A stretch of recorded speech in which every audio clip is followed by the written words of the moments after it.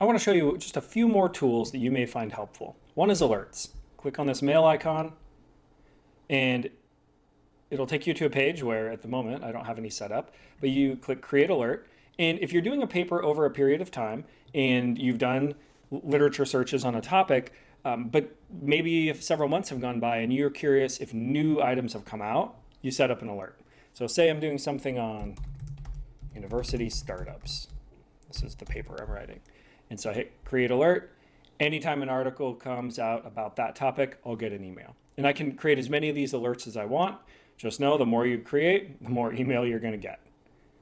There's a couple other things in settings I want to show you.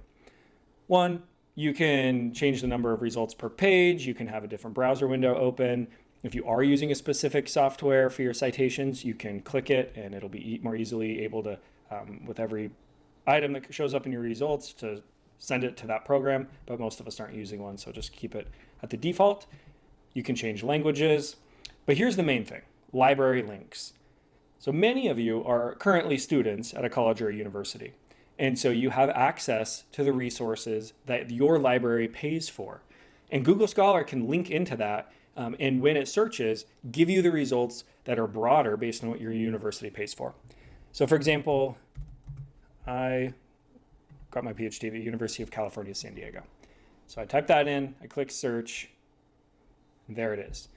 If I select the box and hit save, when I do searches, not only will I find what was a default available to anybody, but I'm going to find items that were also paid for by the University of California. It's going to increase the access I have. So once again, go to settings, library links, and it's still selected. But I'm also a lecturer at, for example, San Diego State University. So if you want, you can actually tile some of these together, and then you get the resources of multiple institutions. So let me click save again. And now that that's done, let's do a search.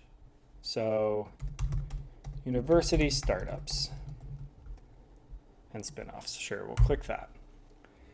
And remember, I told you before that the items here on the right-hand side that have links, you can get for the full text version for free. But look how many additional items have links now.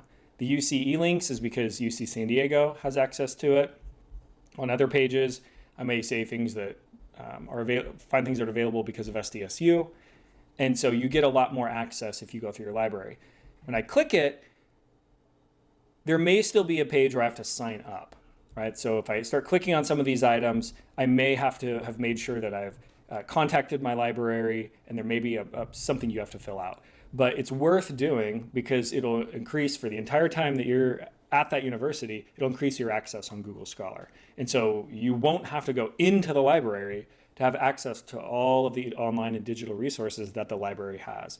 And it's amazing that Google Scholar can very sensitively connect with that and know that and put that into your searches. So take advantage of your library with Google Scholar, and then this tool becomes basically the only tool you need to write that literature review.